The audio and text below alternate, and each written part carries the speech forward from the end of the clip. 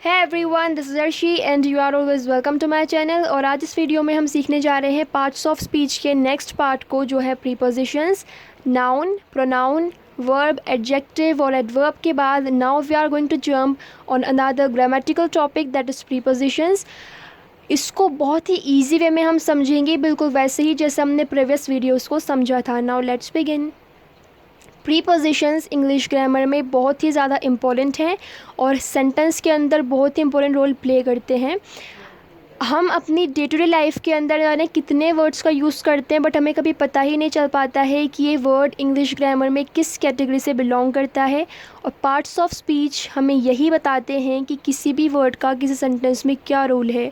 क्या वो एक नाउन है, क्या वो एक प्रोनाउन है, क्या वो एक कंजंक्शन है, प्रीपोजिशन है, वर्ब है, एडवर्ब है, या क्या है। तो हम सबसे पहले इसकी एक सिंपल सी डेफिनेशन को समझते हैं। Prepositions are words that show the relationship between objects in a sentence. I said prepositions are words that show the relationship between objects in a sentence. यानी कि prepositions किसी भी सेंटेंस में ऑब्जेक्ट्स के बीच का जो रिलेशन है वो हमें बताते हैं। सब्जेक्ट और ऑब्जेक्ट के बिना कोई सेंटेंस कंप्लीट नहीं होता, और इन दोनों के बीच जो रिलेशनशिप है, जो रिश्ता है, उसी को बताते हैं prepositions. They often indicate location, direction, time और other relationships. Common examples include in, on, under, above and beside. अब आप सोच रहे होंगे कि यार इनका यूज़ तो मैं बहुत करती हूँ, ऑन का यूज़ तो मैंने अक्सर सुना है, बट ये प्रीपोजिशन था। तो आज इस वीडियो में आपको पता चल जाएगा कि इन, ऑन, अंडर ये सब प्रीपोजिशंस हैं और बहुत ही ज़्यादा कॉमनली यूज्ड होते हैं सेंटेंसेस में। अब ब्रैकेट में जितने भी वर्ड्स आपको नज़र आ रहे हैं, हाईलाइटेड, क्लोज्ड जो वर्ड हैं, ये सारे वर्ड्स प्रीपोजिशंस हैं।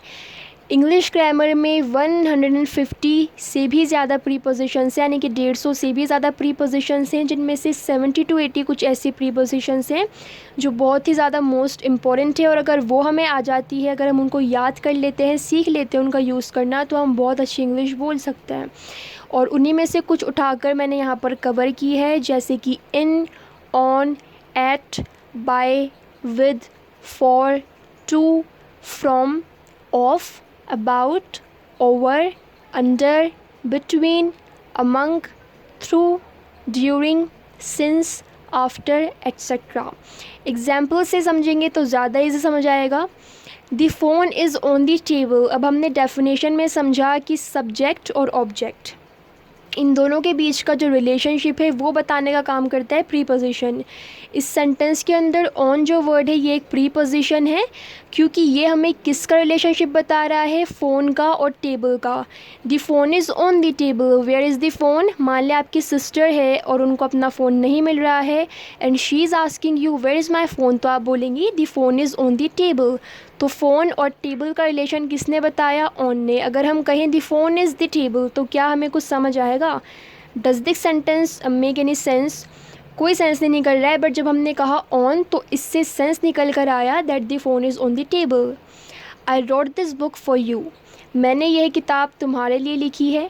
फॉर भी एक प्रीपोजिशन है। वैसे फॉर एक बहुत ही वर्सटाइल वर्ड है जो कि एज अ प्रीपोजिशन भी यूज़ होता है, as well as a conjunction भी यूज़ होता है। कंजंक्शंस क्या होते हैं ये हम नेक्स्ट पार्ट में समझेंगे, बट ये एक बहुत ही वर्सटाइल और बहुत ही इम्पोर्टेंट, बहुत ही ज़्यादा पॉपुलर वर्ड है इंग्लिश ग्रामर का। I wrote this book for you, यानी मैंने ये बुक तुम्हारे लिए लिखी है। We are playing under the tree, हम पेड़ के नीचे खेल रहे हैं। अंडर मीन्स नीचे, पेड़ बहुत बड़ा होता है तो उसके नीचे हम खेल रहे हैं। तो ट्री का और हमारा जो रिलेशन है वो किसने बताया, अंडर ने। We are, where are we playing, we are playing under the tree. John is good at cricket, यानी जॉन क्रिकेट में अच्छा है। यहाँ पर एट का यूज़ हमने बताया है कि जॉन किस चीज़ में अच्छा है, तो John is good at cricket. तो जॉन और क्रिकेट का जो रिलेशनशिप है वो बताया एट ने। The matter should be between us, यानी कि जो मैटर है, जो मामला है वो हमारे बीच होना चाहिए। फॉर एग्ज़ाम्पल आप सारे फ्रेंड्स बैठ के कोई बात कर रहे हो, सीक्रेट है और आप किसी से शेयर नहीं करना चाहते, तो आप सब बैठ के बोल रहे हो कि जो मैटर है, ये जो मसला है, ये सिर्फ हमारे बीच होना चाहिए, किसी और को पता नहीं चलना चाहिए। तो the matter should be between us. तो मैटर का, और हमारा जो रिलेशन है वो किसने बताया, बिटवीन ने। बिटवीन मीन्स बीच में, हमारे बीच होना चाहिए। The eagle is flying above the clouds, यानी ईगल चील क्लाउड्स के ऊपर उड़ रही है। अबव मीन्स ऊपर। The eagle is flying above the clouds, तो क्लाउड्स और ईगल का रिलेशनशिप बताया अबव ने। She wants to live in a home among trees, यानी वो एक ऐसे घर में रहना चाहती है जो पेड़ों के बीच में बना हो। अमंग मीन्स बीच में, तो she wants to live in a home among trees, तो यहाँ पर इन भी एक प्रीपोजिशन है और अमंग भी। I got a package from a friend, यानी मुझे एक दोस्त से पैकेज मिला है। फ्रॉम ये एक प्रीपोजिशन है। When you think about the job, तुमने जॉब के बारे में कब सोचा। अबाउट मीन्स बारे में, किसी चीज़ के बारे में, तो when you think about the job. They swim every days during the summer, यानी कि वे समर में, गर्मियों में या गर्मियों के दौरान हमेशा स्विमिंग करते हैं, हर दिन स्विमिंग करते हैं। ड्यूरिंग मतलब दौरान, किसी चीज़ के दौरान, तो दे swim every day during the summer. The bird flew through the open window, यानी पक्षी, बर्ड या चिड़िया विंडो के थ्रू उड़ गई। थ्रू मतलब किसी चीज़ के ज़रिए। The bird flew through the open window, तो बर्ड का और विंडो का रिलेशनशिप हमें बताया थ्रू ने। I have not been on holiday since last year, यानी पिछले साल से मैं हॉलीडे पर नहीं गया हूँ। पिछले साल से अब तक मैं हॉलीडे पर नहीं गया हूँ, तो यहाँ पर मेरा और हॉलीडे का रिलेशनशिप किसने बताया, सिंस ने। Rohan was dancing with his friend, यानी कि रोहन अपने दोस्त के साथ डांस कर रहा था। विद एक प्रीपोजिशन है, मतलब किसी के साथ। विद का मतलब होता है साथ। Rohan was dancing with whom, with his friend. Shweta slept after she arrived at her home, यानी कि श्वेता अपने घर पर पहुंची और घर आने के बाद वो सो गई। घर पर पहुंचने के बाद वो सो गई, तो यहाँ पर आफ्टर का मतलब है बाद में। आफ्टर का मतलब होता है बाद में, तो she slept after she arrived at her home, यानी अपने घर पहुंचने के बाद वह सो गई।